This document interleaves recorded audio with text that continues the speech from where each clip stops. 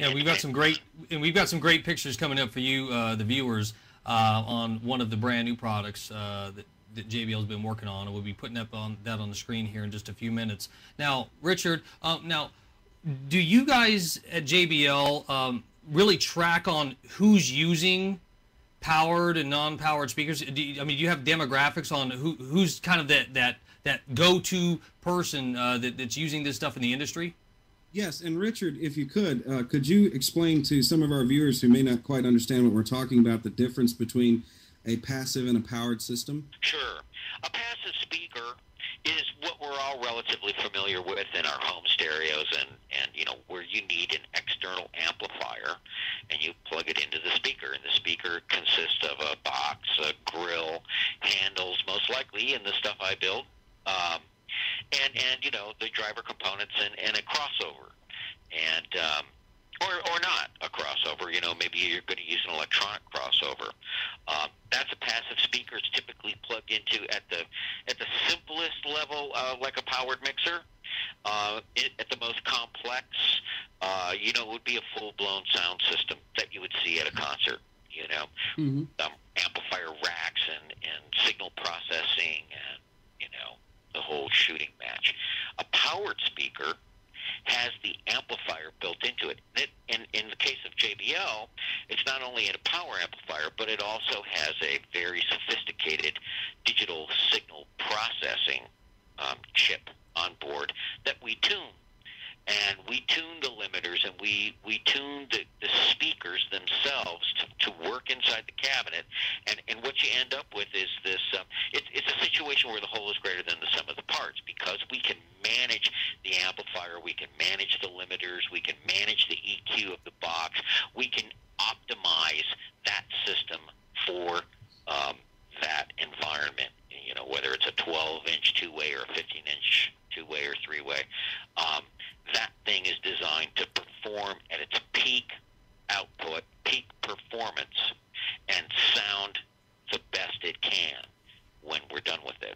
And that's a closed system architecture. That customer is looking for the simplicity of just taking the guesswork out of it, plugging an input in, whether you want to plug directly into it and use it as a public address system, or you want to plug your whole band through a mixer into the speakers.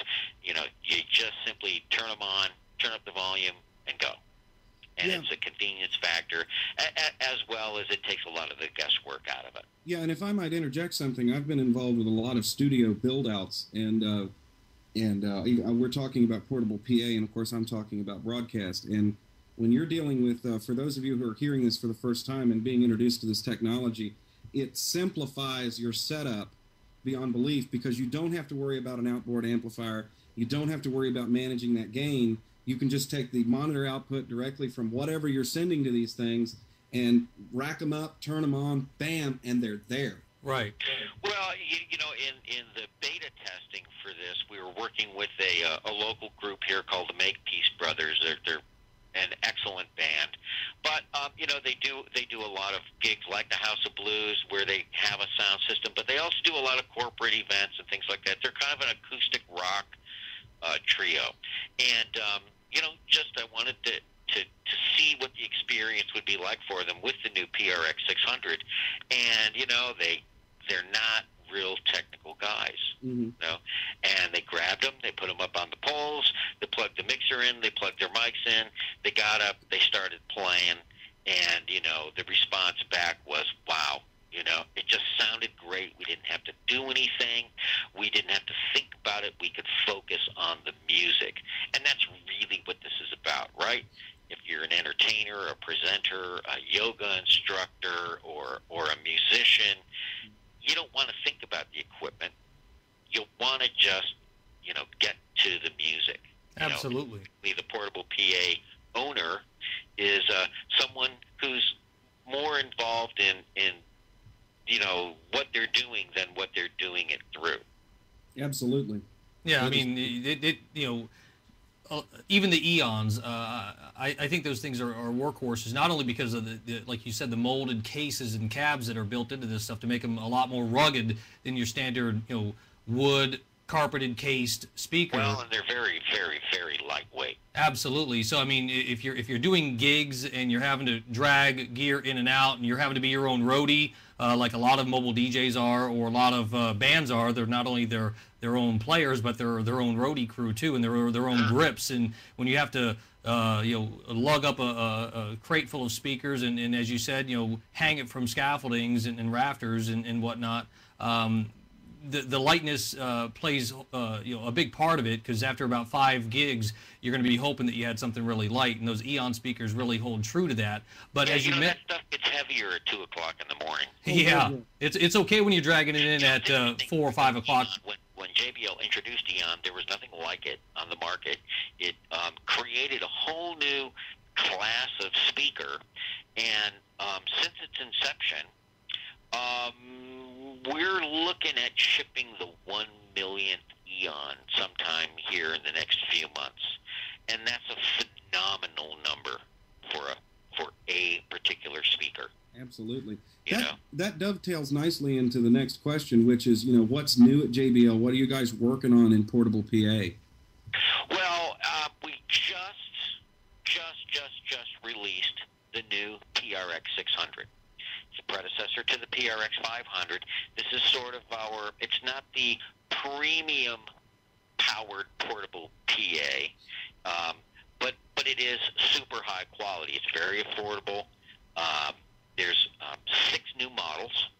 There's a 12-inch two-way, a 15-inch two-way, double 15-inch two-way. The mobile DJ guys will probably like that, and a 15-inch three-way, and then 2 new subs, the 618S and the 618S-XLF, which is a higher power and extended low frequency. The goal behind the development of this product was to, let's make a powered box that just about anybody who's engaged in amplifying audio can use. Mm-hmm. And so what we did was we made it very lightweight.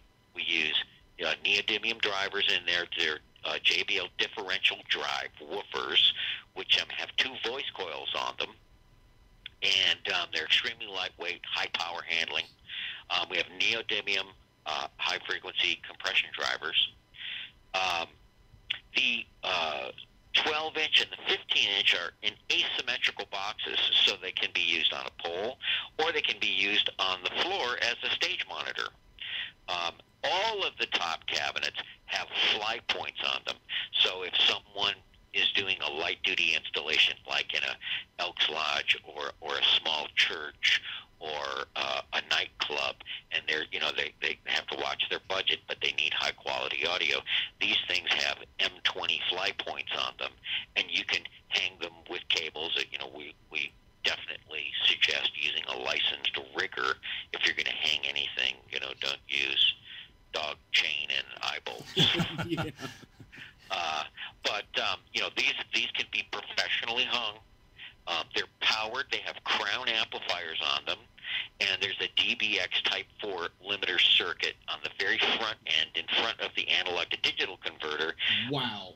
And so what that gives us is this tremendously, quiet, clean, high quality input signal into the Crown amps, and the Crown amps are pushing the JBL drivers, and what you end up with is a wonderfully. They're very elegant. I don't know. I think you've got the PRX images rolling by on the show here. Absolutely. That beautiful industrial design, very lightweight speakers. The 12. How much does that 12 weigh? I can't remember, but I think it's like 34 pounds. You can pick it up with one hand, that's for sure. I was right, 34 pounds. Very affordable. We're just starting to ship them. We showed them at the Infocom show, which is more of an installation and AV type show, audio video show. But people loved them. People love the way they sound. And, you should be seeing them in stores here anytime soon. Well, I can't wait to get my hands on one of them. That's what I want. Yeah. The thing about these components, my mouth started watering when you said a JBL limiter circuit and a Crown amp. DBX limiter circuit. Excuse me, no, DBX. I meant to say DBX. But I mean, you're saying you have a DBX limiter, comes in, it's in there, so you're not going to overdrive the speaker. Somebody's not going to drop a microphone and blow your speaker up. And then you have that really fine crown amplifier in there, and I'm a huge fan of crown amplifiers. They're like, to put them in perspective, if somebody out there watching doesn't know what a crown amplifier is, basically that's a wire with gain.